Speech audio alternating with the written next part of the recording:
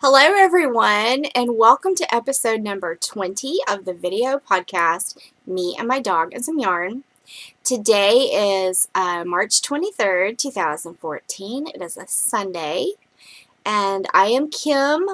I am your host, also known as Black Horse on Ravelry and Black Horse Knitter on Instagram. And this crazy little love bug here is Dottie.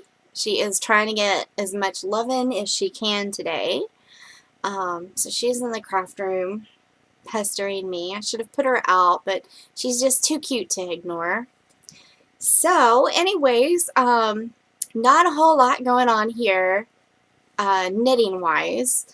My sister is in town. She came in town on Wednesday evening, and so we've been planning our parents' 50th wedding anniversary. That's really exciting. It's a lot of fun. We've already put a deposit down and picked the place we're going to have it, and then we have picked a caterer, but we haven't confirmed what we want served, so we're going to work on that. We need to work on invitations and decorations. So we've got a lot to do still, but she's going to be here for 10 days. So we're going to just work on that as much as we can, and I guess in June, after the party, we will go ahead and post some pictures on my blog to show you how we decorated. And if you're interested, you might be planning a party in the future for your parents or someone else, so maybe that'll give you some ideas. There has not been a lot of knitting going on here. I was gone 2 nights this week, and I was gone most of the day yesterday, so when I got home yesterday, I didn't knit. Friday night was Vincent's last night here before going back to college, so we watched a movie, and I didn't knit. I usually knit during movies, but I didn't then. So I haven't knitted a whole lot, and I apologize for that, but probably next week I'll pick it up and do more. But I did get a little bit done, and I'll go ahead and show you.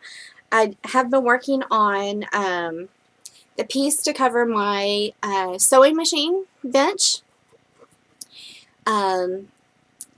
This is it. You saw it last week, and you saw these 9 little squares, but I have recently added this little brown one and this little green one. So I am making some headway slowly.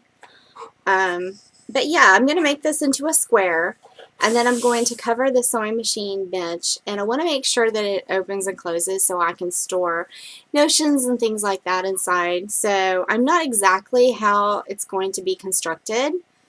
Still working on that in my little head, so we will see. But I want to go ahead and get this finished before I go further as far as yarn bombing the legs and the bottom portion of it, so we'll see. I'm still playing around with ideas in my head. I am also working on my husband's socks.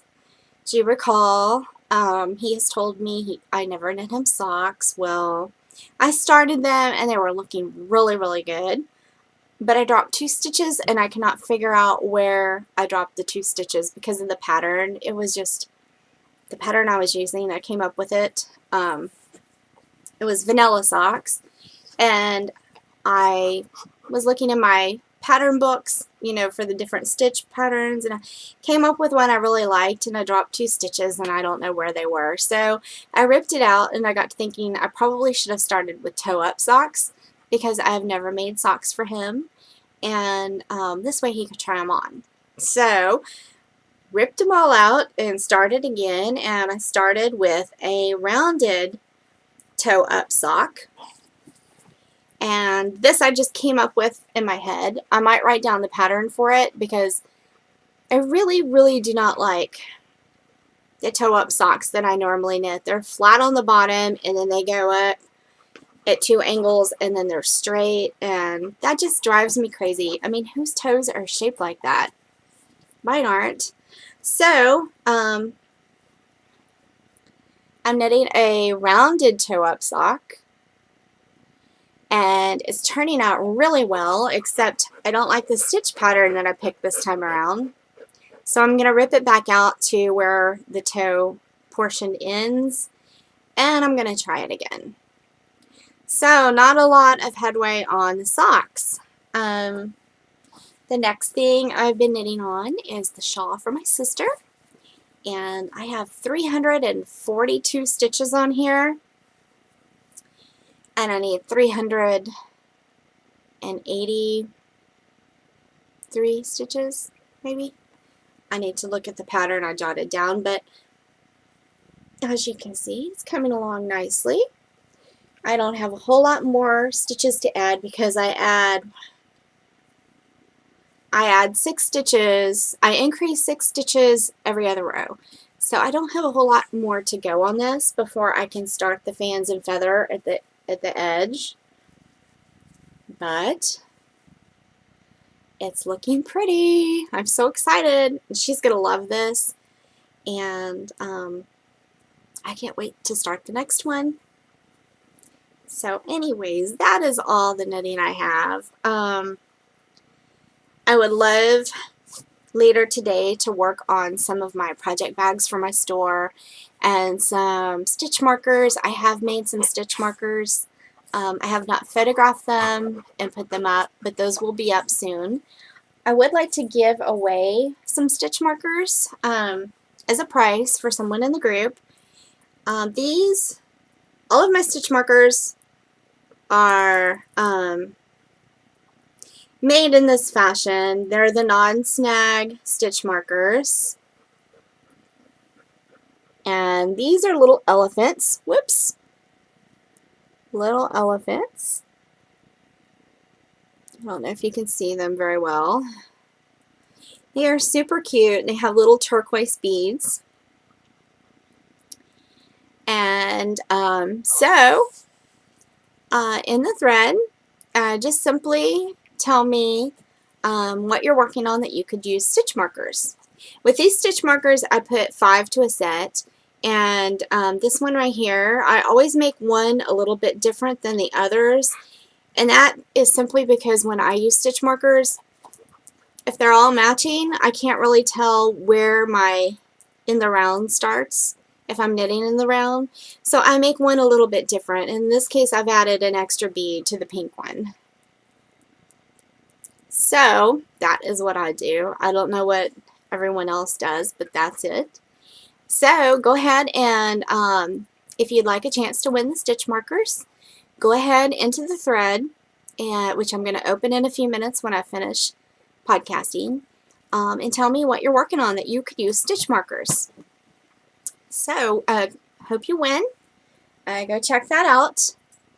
And the last thing I'm going to do is do a show and tell vintage knitting magazine. This one is also from my grandmother, my mama, and it is Columbia Minerva Beehive Baby Book, and it's volume number 23. And the price was 60 cents, and it is for infants up to a size 4. I don't know when this book was printed. I have searched it out. I even did a quick internet search, and I could not find a date. I want to say this is probably 60s or 70s, and my grandmother probably bought this when she started having grandbabies. I was born in the 60s, so I've got cousins who are older than me, and I think my oldest cousin was probably born in about 56, maybe. She's quite a bit older. So, and then my youngest cousin was probably born in the in the 80s, probably. So, I have lots of cousins on that side, and I'm sure I know she knitted something for everyone. So, this book is probably from 60s or 70s, is my guess. If you know, you can please comment in the comment section or email me because I'd like to know. But this is so cute. This is the first edition of this book, and I've seen it a lot. I have run into it in antique stores and estate sales where people have a copy of this, so it was pretty popular back then. But it is full of booties and hats and blankets and all kinds of cute things for babies. It's got knitted and crocheted items in here, and really, really cute things.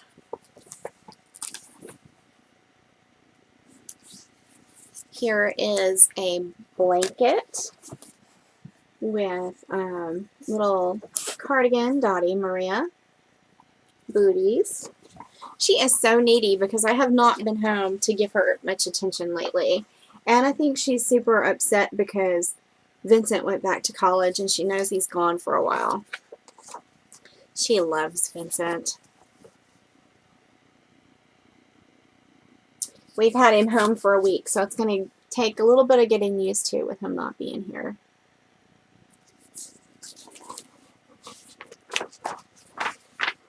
I love this blanket. I don't know if you guys can see the detail in this blanket, but I love the pattern to that.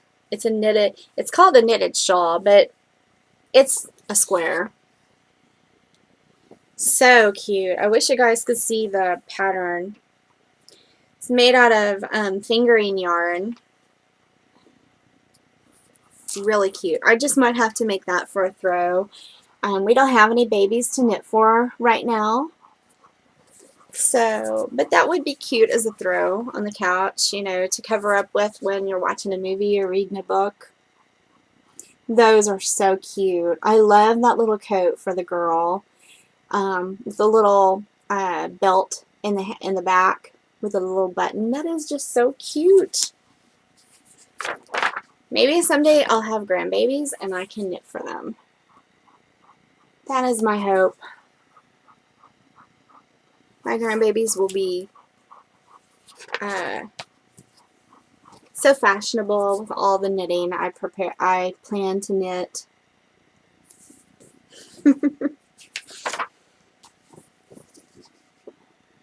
This is cute. I love that little dress. I definitely think this is maybe 60s. 1960s. It looks like it. And I love these. These are so cute for little girls.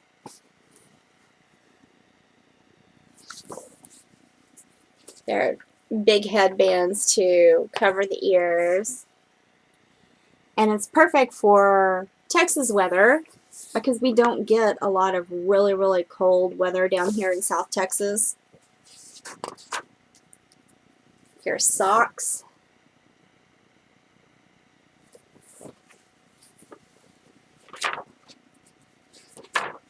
These are all patterns with no pictures. Is that it? Yes, that is it. Oh, but check out the ad. Isn't that cute?